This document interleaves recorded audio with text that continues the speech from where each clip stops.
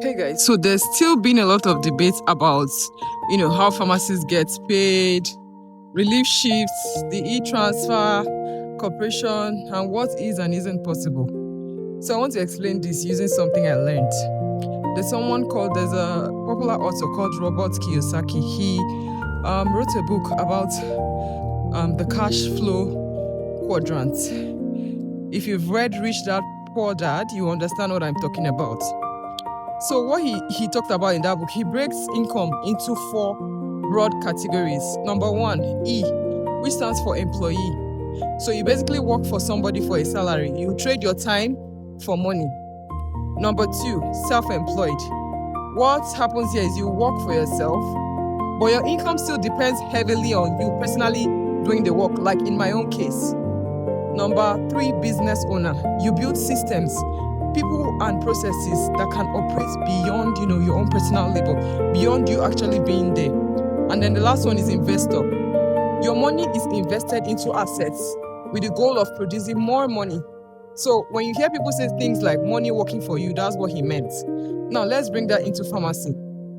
A pharmacist working a regular salary job is generally sitting in the E quadrant, on the top left corner of the quadrant in this particular framework. A relief pharmacist simply is a pharmacist who is providing temporary coverage when a pharmacy needs someone to fill in a gap. Maybe someone was sick or something like that. So relief describes the type of work being done. It does not automatically tell you whether that person is an employee, contractor, incorporated, or how they're being paid. And then e-transfer. That is simply a method of moving money. It doesn't define someone's employment arrangements. In my case, I provide my services through my incorporation.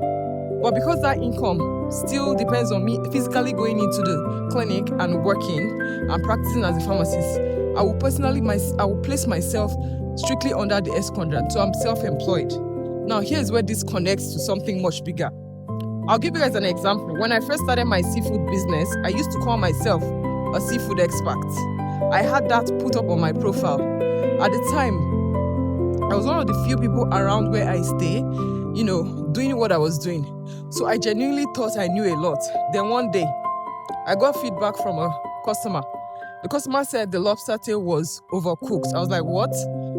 I was thinking, what? I thought I was doing it right. And at that point, I had 2 choices to make, 2 options.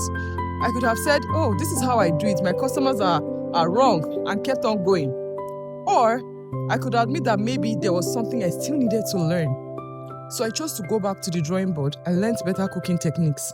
I learned how to cook every component properly without overdoing it. I improved consistency.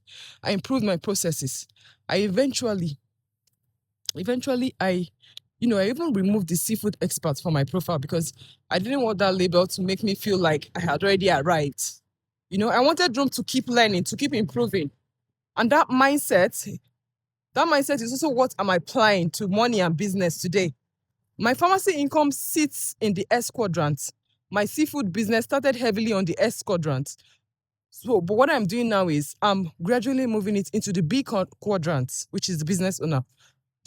So I'm doing that by building systems, delegating, creating products, that can eventually operate beyond me, So, and when I take income from my pharmacy and business and invest it into assets, that takes me into the I quadrant.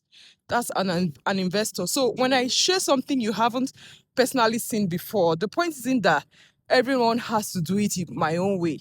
The point is this: your current experience should not become the ceiling of what you believe is possible.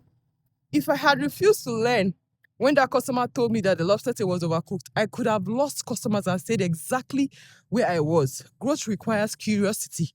You need to stay curious. Sometimes instead of saying, that's not how it works, try this. Try saying, I've never seen it done that way. How does it work? I want to learn. That question can teach you a whole lot. A whole lot. Stay confident in what you know, but humble enough to keep learning what you don't know.